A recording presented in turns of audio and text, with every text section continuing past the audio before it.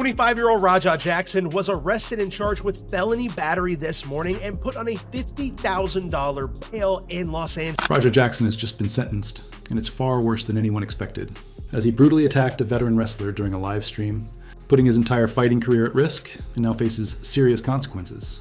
On the night of August 24th, 2025, the combat sports world was stunned when Raja Jackson, once seen as the promising son of UFC Hall of Famer Quentin Rampage Jackson, turned a scripted wrestling segment into a shocking real-life assault that nearly killed Stuart Psycho Stu Smith, leaving fans and fighters in disbelief. The attack at Knox Pro Wrestling Academy in Sun Valley, Los Angeles, showed how quickly scripted entertainment can cross into real violence, as what began as a promotional event for the 25-year-old MMA hopeful escalated into a brutal attack that hospitalized Smith, destroyed Jackson's future, and forced indie wrestling to rethink its safety measures. Stuart Smith wasn't just another wrestler chasing fame. At 32, he was an independent performer and a proud U.S. Army veteran known for his energetic matches and promotions like Knox Pro Wrestling Academy, having served honorably as an Army sergeant from 2008 to 2014 with multiple deployments to Iraq. Wrestling became more than a career for Smith. It was his therapy, a way to face PTSD and turn his struggles into purpose, which makes the gravity of this assault all the more profound. Uncle Stu happens to be a veteran, and he uses wrestling as a way to deal with his PTSD. Because people who go to fight on the battlefield, they go through a lot. On the other side was Raja Jackson, a young man carrying the heavy weight of his father's legendary name, born on May 2nd, 2000, and raised dreaming of following in the footsteps of the iconic Rampage Jackson. Inspired by his father's achievements, he entered mixed martial arts hoping to build his own legacy, but unlike Rampage, who earned respect through years of hard work and dominance, Raja struggled to step out of that shadow. Every move in the sport reminded him of what his father had already achieved, and the pressure to match that explosive reputation followed him everywhere on camera, in the gym, and across social media. As one analysis noted, Raja's toughest fight wasn't inside the cage, it was against the expectations tied to his last name. Hell no, I don't got no bread, bro. My dad got bread. That's his bread. That's not mine. That's why I want to get on brand risk. Every time he walks in somewhere, his dad is bigger than him. No matter what he accomplishes, his dad. It's just like when you're going out with a star. Raja had been making a name for himself as a fighter with an impressive 4-0 amateur record and as a content creator on Kick, where he gained over 15,000 followers. But with that online fame came constant pressure. The nonstop comments, demand for entertainment, and the need to match his father's intense personality built a dangerous mix of insecurity and bottled-up aggression that would soon explode. The night of August 24th was meant to be simple, as Knox Pro Wrestling Academy's monthly Sun Valley Slam was a small, family-friendly show drawing around 150 to 200 fans, with Raja invited as a special guest for a 5-minute promo and bump segment with Smith. What no one knew was that Raja carried personal frustrations, ready to turn a harmless wrestling act into a real-life disaster. And tension began backstage, before cameras even rolled. Playful banter quickly turned hostile, and the spark was caught on Raja's own livestream, showing the moment Smith hit him with what looked like a beer can during the scripted segment. And what happened next revealed everything. As Raja's father later explained, that was the instant when the line between performance and reality completely disappeared. I'm just mad because Raja lied to me, because I was live streaming when he got hit over the head with the can, and I called him. I was like, son, what's going on? Like, what you doing? And he didn't tell me nothing about them working him into a match so he can get his revenge, so he can get his payback. Because he know I would have told him to take his ass home. Because the day before he just almost got knocked out in the gym. Whether the act was intentional or accidental is still debated, but for Raja, the embarrassment of being hit in front of his live stream audience sparked a violent outburst. The psychological weight of that moment was immense, as he was already struggling with questions of identity, carrying the pressure of living in his father's shadow and feeling dismissed by the world around him. In front of thousands online, he felt disrespected and exposed, and what followed wasn't just a reaction to the incident, but the breaking point of deeper emotional wounds built over years. Observers later noted that Raja's outburst wasn't about the beer can alone. It was the eruption of a young man quietly falling apart under the weight of expectations and public judgment. Man, I'm pissed. They should have come at me. They're trying me. Watch this. What? Real one of them bit me. I'm tired of everybody playing with me. Think I'm always playing and call me shit. None of bro. At the end of the day, I'ma stand up for myself because I'm tired of everybody playing with me, bro. Real. The The sequence began around 9:45 p.m. PDT, captured on the unedited KickVOD and confirmed by venue security cameras, as Smith, wearing his black and red Army Strong singlet honoring his military service, entered the ring to loud cheers with the mic in hand for the scripted segment. Jackson followed shortly after, wearing street clothes instead of wrestling gear, a warning sign overlooked amid the live show excitement. The promo began with typical back-and-forth banter, but the mood shifted quickly when Jackson dropped the mic and reached for what seemed like a friendly handshake. Eyewitness Doug Mallow, a Knockx referee and Smith's tag partner that night, reported that Smith took the hand and said off mic, "We're good, brother?" And the crowd cheered. Then chaos erupted in an instant. Raja yanked Smith by the hair like a spike driver, turning the scripted exchange into a violent attack. And at exactly 9:48:45, he was heard on the live feed saying, "It's always been my dream to up a pro wrestler," later verified through enhanced audio. Jackson grabbed Smith's hair with his left hand and performed a double-leg takedown, slamming Smith's face into the mat at an estimated 15 to 20 miles per hour, followed by a prolonged assault so brutal that even experienced combat sports fans were shocked. And frame-by-frame review by experts confirmed the full horror of the moment.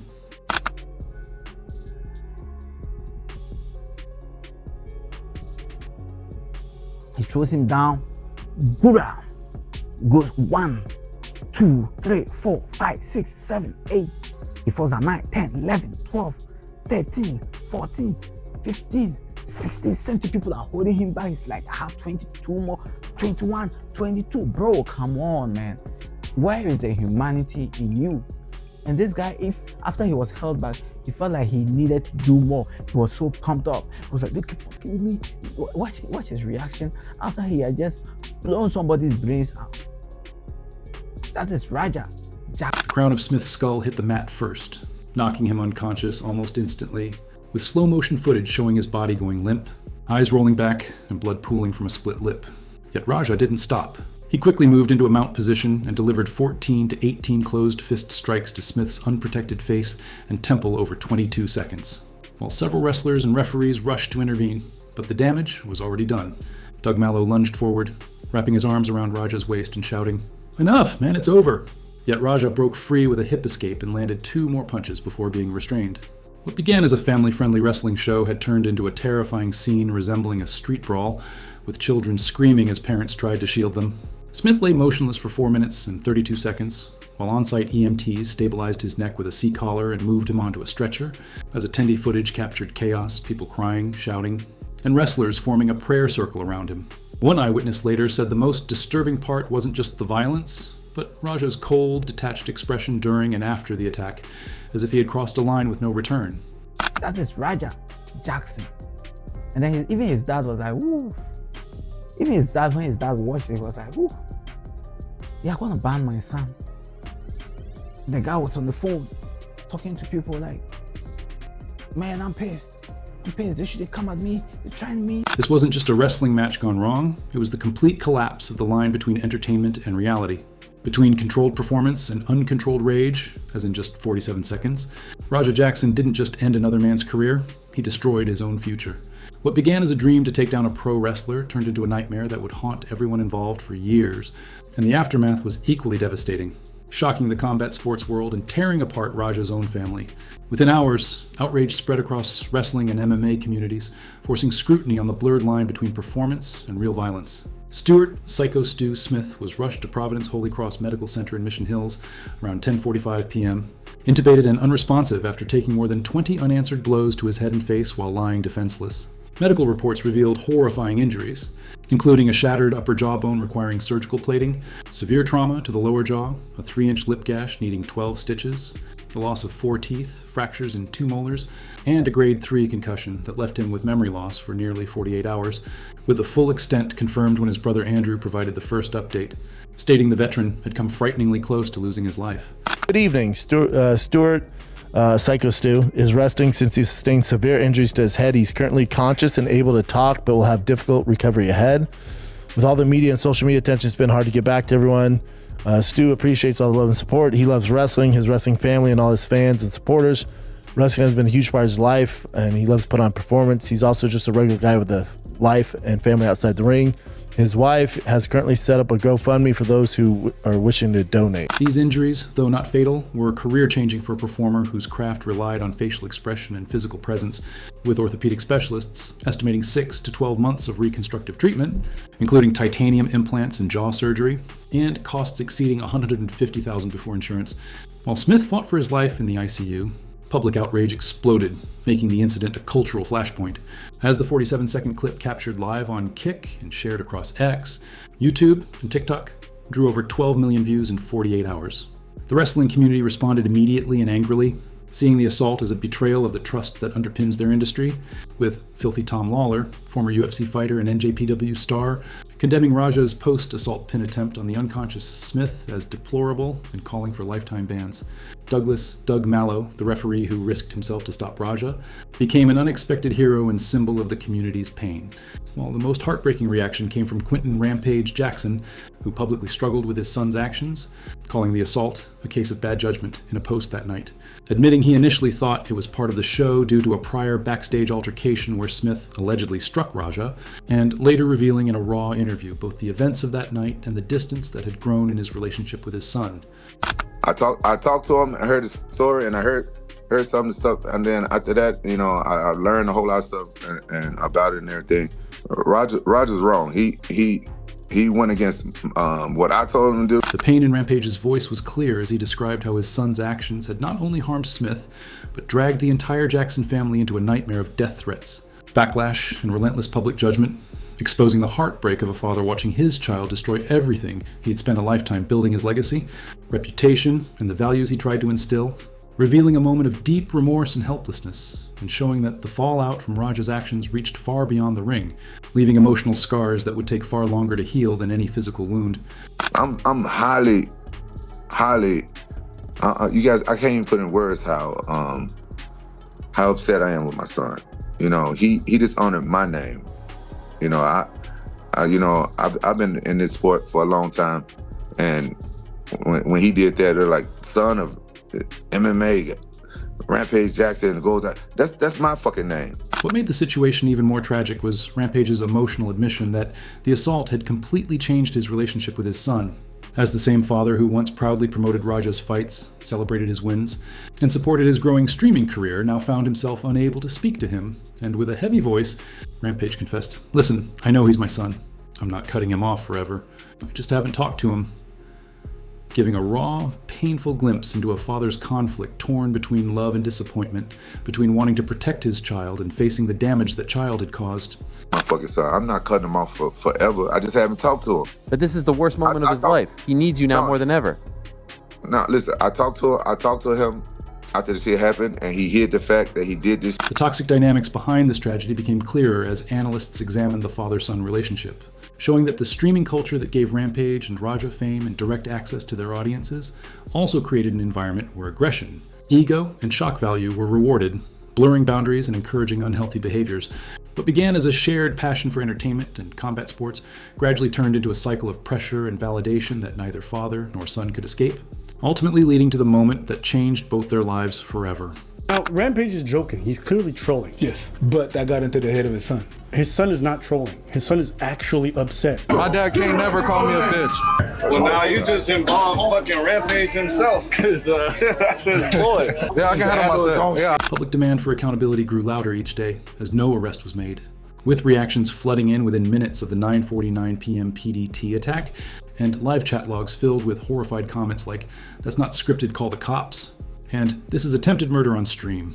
By the morning of August 25th, the clip had gone viral worldwide, trending on X under hashtags like a Raja Jackson assault and chartered justice for Psycho Stu, generating over 1.2 million mentions in 24 hours, with nearly 92% of sentiment overwhelmingly negative, and the lack of immediate law enforcement response quickly became a focal point of public anger, as commentators across social media and sports circles voiced frustration that the system seemed slower when fame was involved and that justice delayed was starting to feel like justice denied. Oh, honestly, I'm not surprised that Raja hasn't been arrested. I feel like the police are doing like a deep investigation, because this is not the first time that something like this has happened in pro wrestling. It's not. It is just a high-profile case, I feel like, because it was live streamed on a different It went different. Meanwhile, Smith's recovery became a unifying cause for the wrestling world and its fans as a fundraiser organized by his partner Emily and supported by wrestling figures like Rob Van Dam and indie booker Cody Diner quickly gained traction, raising over $50,000 in just 24 hours through thousands of small donations and major contributions, including $10,000 from YouTuber MrBeast. By September 2nd, the total reached $120,000, and as of September 21st, 2025, it stands at $127,345 from more than 8,200 donors, showing that this generosity was about more than money. It was the community declaring that Smith's suffering mattered and solidarity still existed in a world often divided by controversy.